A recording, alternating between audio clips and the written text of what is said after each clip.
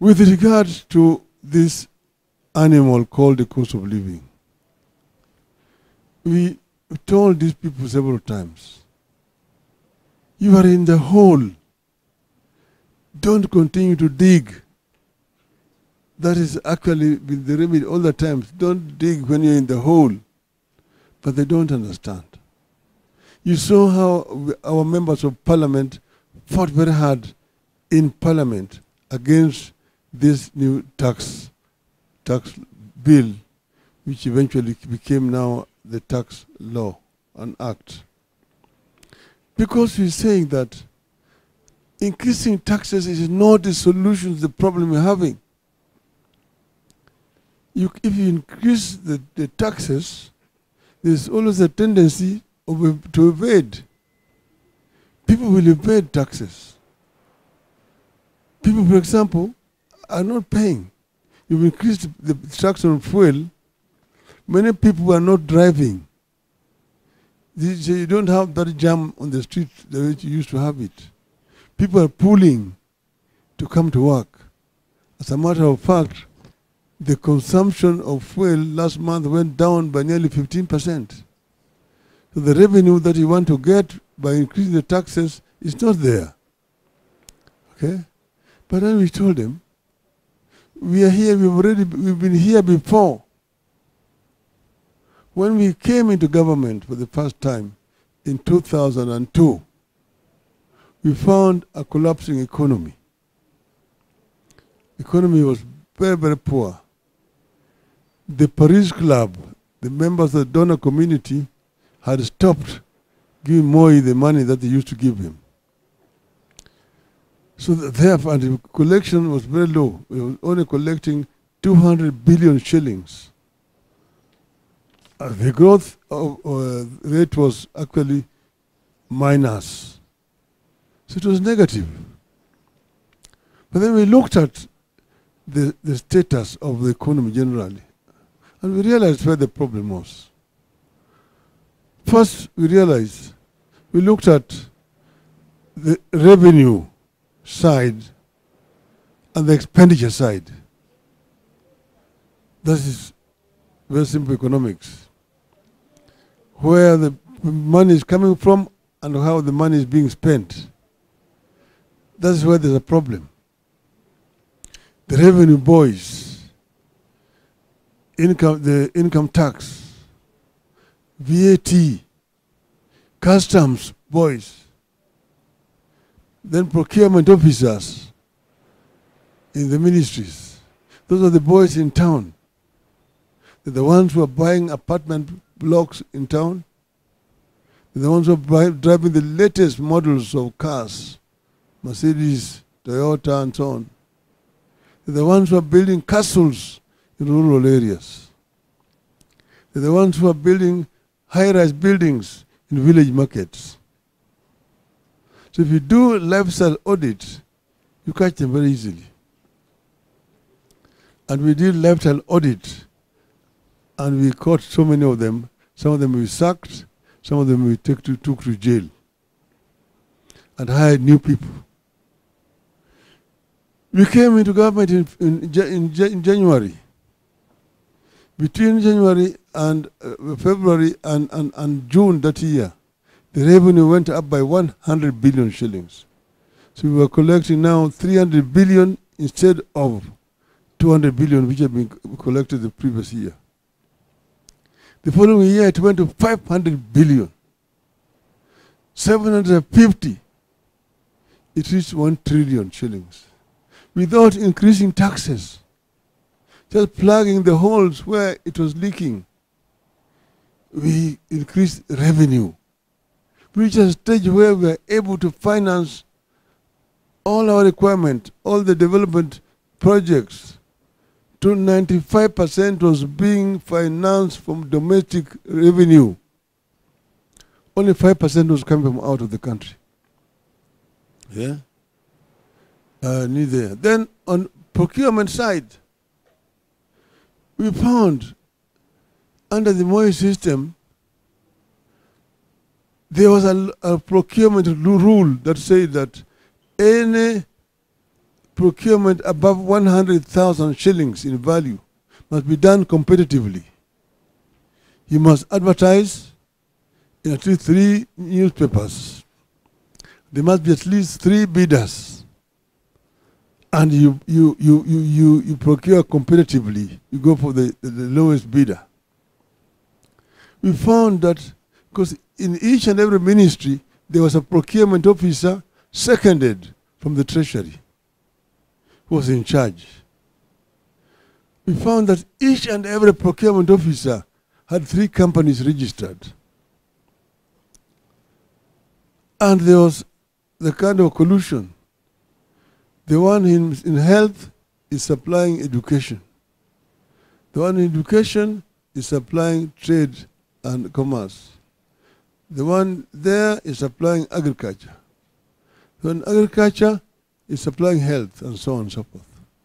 So if there's a tender, you'll get 3 bids, all of them from actually one person.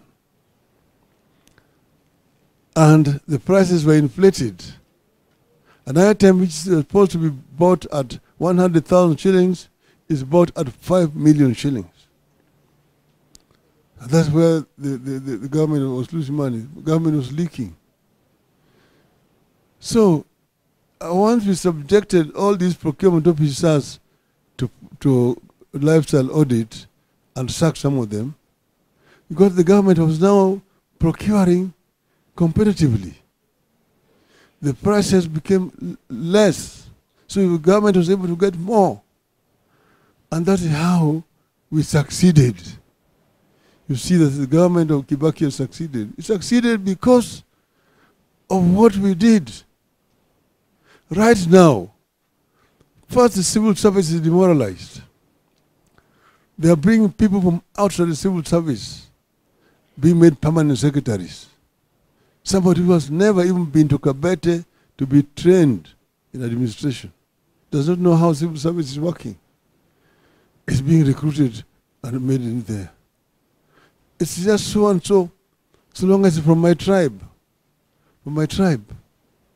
These things are not going to get better because these people are actually messing up. They don't know how to run a competitive economy. They will not, things will not change. And you cannot be one person, you're Mr. President. You are the permanent secretary in all ministries. You are the minister in all ministries. You know everything. Even if El Nino is coming, you don't know the El Nino is not coming. The work which should be done by the director of meteorology is being done by you as a president. Everything, you must be talking about on everything. Even if it's, somebody's wife did not dress properly, you're the one who know. So this is where we have a problem. And so these people, they don't know that they don't know. And we are not ready to advise them because they know everything. Okay? Because they know everything.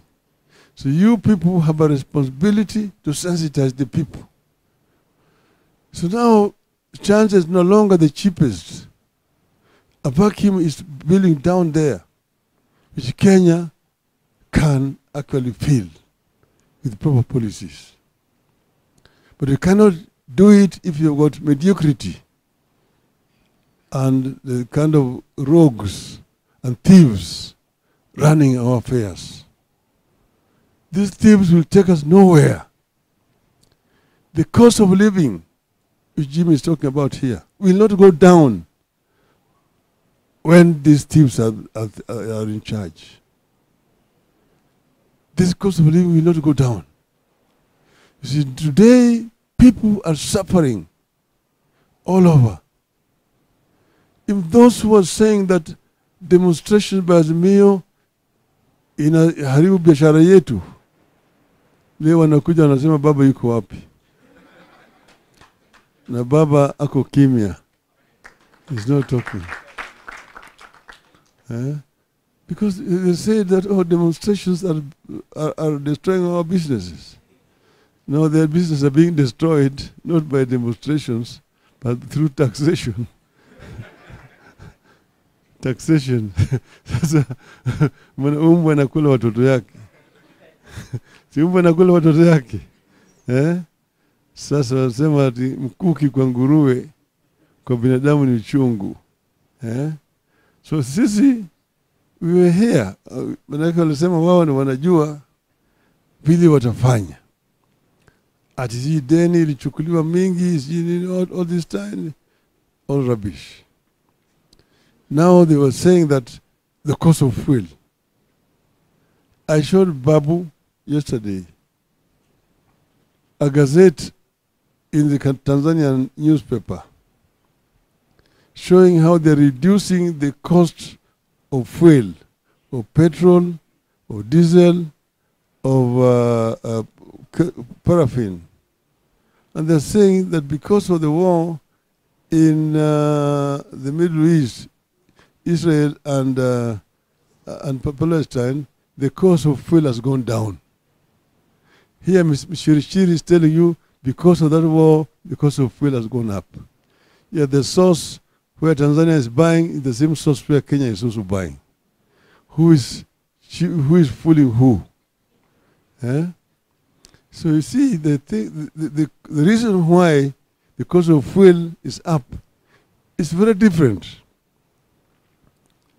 They killed what is called OTS, where there used to be an open tender system where all the oil companies will come and bid to supply the fuel. And when the tender has been opened, the cheapest is awarded and goes and brings it. They came up with what they're calling G2G, that themselves are now buying directly from Abu Dhabi and from Saudi Arabia. But they themselves are the ones who are making the commissions. That's why the cost of fuel is going up. That money is actually ending up in the pockets of the same people here. Umbwa inakula watoto yake. Thank you so much, and I feel very delighted to have an opportunity to meet with you this morning. I was somehow ambushed, but I said, yes, I'm ready to meet them and see them, their faces. So I've heard so many things that you guys have talked about. I noted the issue of funding of the education in the country, the funding model, the disbursement. You talked of the cost of living. You talked of mental health in the university, which is now acute. You talked about police brutality, academic freedom. Then you've also talked about the electoral process, universal suffrage. You talked about the girl student and the problems that they face. You talked about insecurity in the institutions. Then you talked about involvement in decision making, and of course the funding model and so on. And yeah, then generally the fear that you talked about. You see, it is Shakespeare who said in Julius Caesar that I don't know why you should fear death, that death is a natural evil that will come when it will come, that cowards die so many times before their death, but the brave don't taste of death but once. But another friend of mine said, you should never fear at all. If you are sick, you should not fear, because you'll either be treated and you will recover, or you will die. If you recover, you don't need to fear anything. But even if you die, you don't need to fear. Because when you go up there, you will either go to heaven or go to hell. When you go to heaven, you have nothing to fear. But when you go to hell, also you have nothing to fear. You meet so many of your comrades.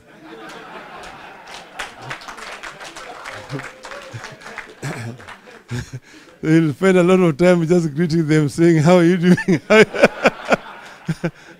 Before your time comes to go to fire. So don't fear. You don't need to fear anything. Okay? So, Jim has told you, where we are coming from. I myself was a student leader in Europe. We used to have what was called Federation of Kenyan Students in Europe. And I was the Secretary General who organized all Kenyan students from Ireland all the way to the Urals. That means Soviet Union in those days. And we used to meet and organize ourselves and actually make contributions that assisted the people who are struggling back here at home. We were members of the International Students' Union, which Jim has just referred to, which is based in Prague. At that time, the leader was from Angola, a member of what they call MPLA, which is now the ruling party in Angola at that time. And this students' movement actually assisted the liberation movement back at home. In those days, Zimbabwe was still called Rhodesia, struggling. Mozambique, Angola, Guinea-Bissau, Cape Verde were still under the Portuguese colonialism. South Africa, apartheid was ruling supreme in South Africa. Then the student movement those days actually fought and assisted the freedom fighters. We also organized scholarships for young people who were there in the bush to come to Europe and get education at that time.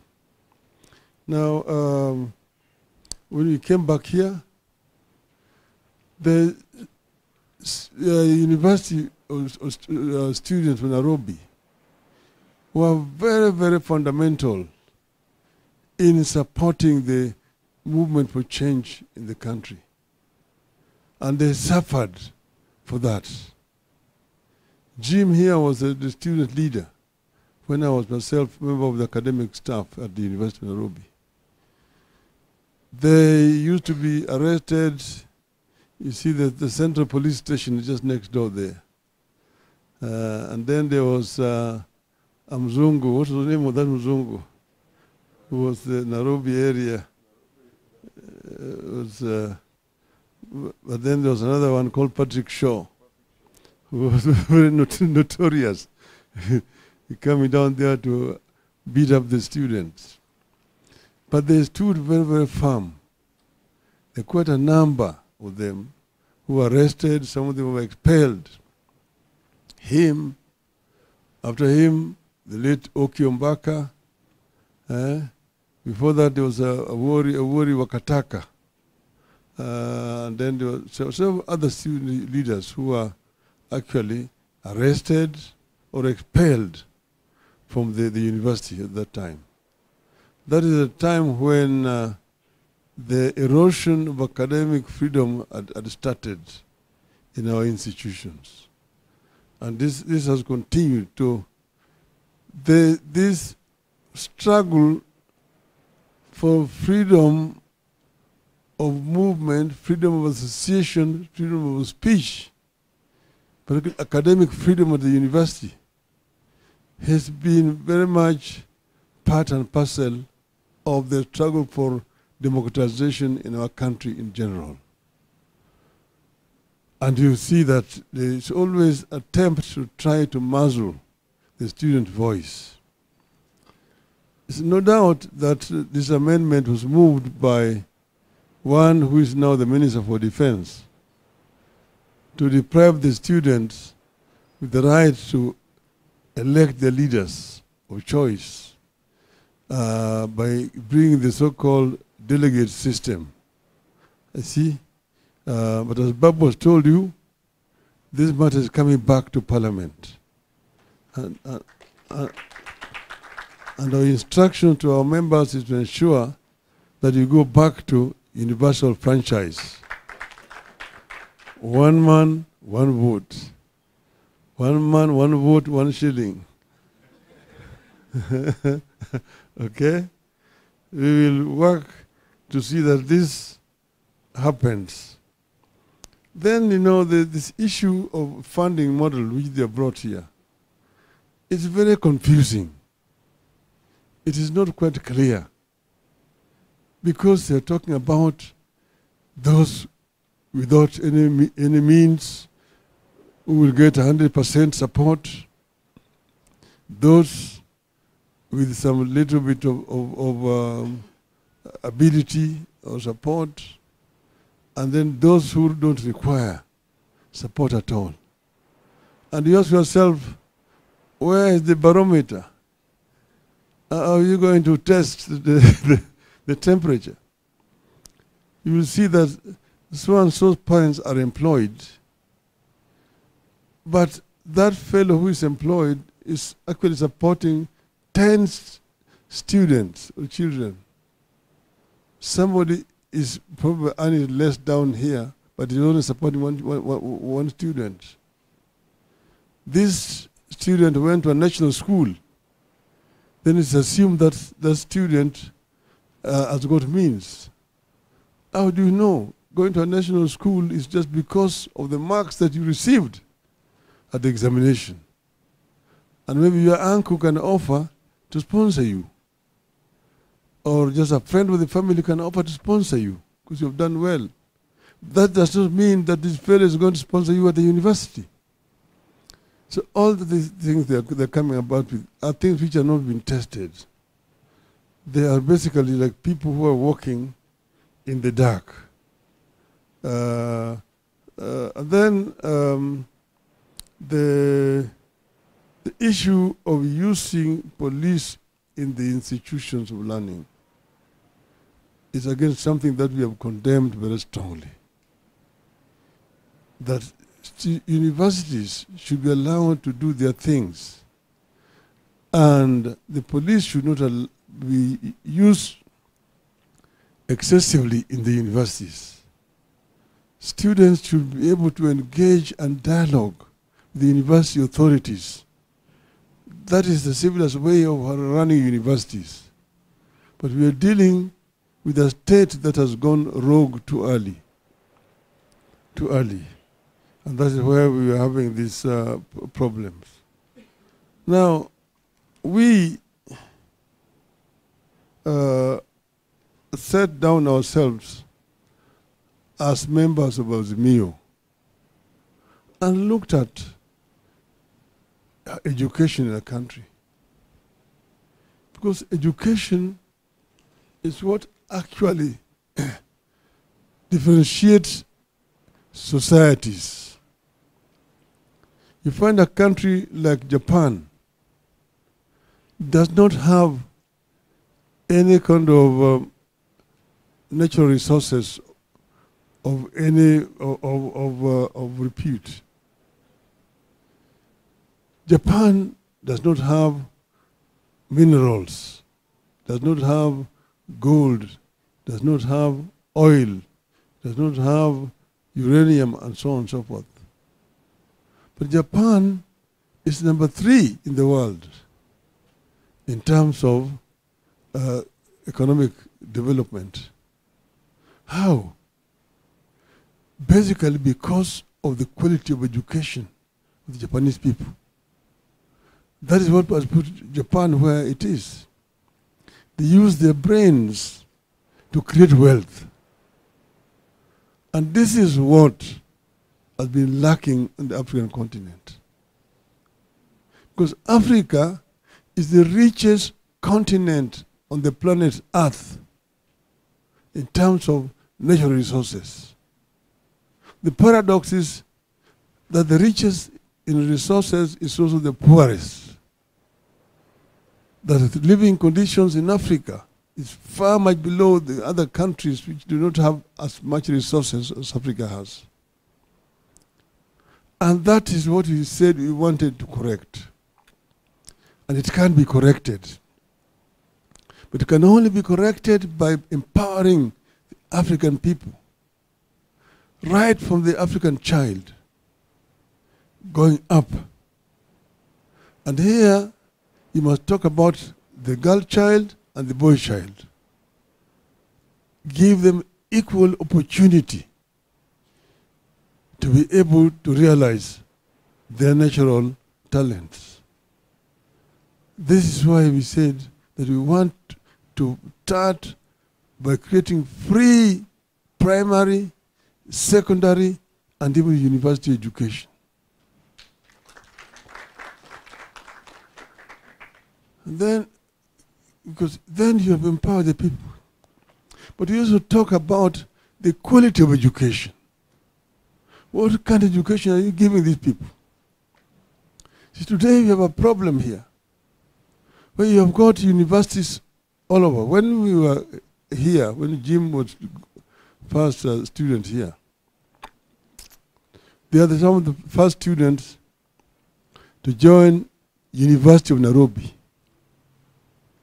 It used to be University College of Nairobi. I was employed by University College of Nairobi, which was a constituent college of the University of East Africa, whose headquarters were in Makerere, in Kampala.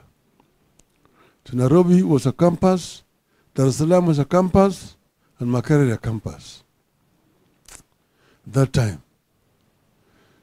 Then, of course, eventually we got University of Nairobi. Then now eventually we started Kenyatta College. We used to call it Kenko. It also became a university.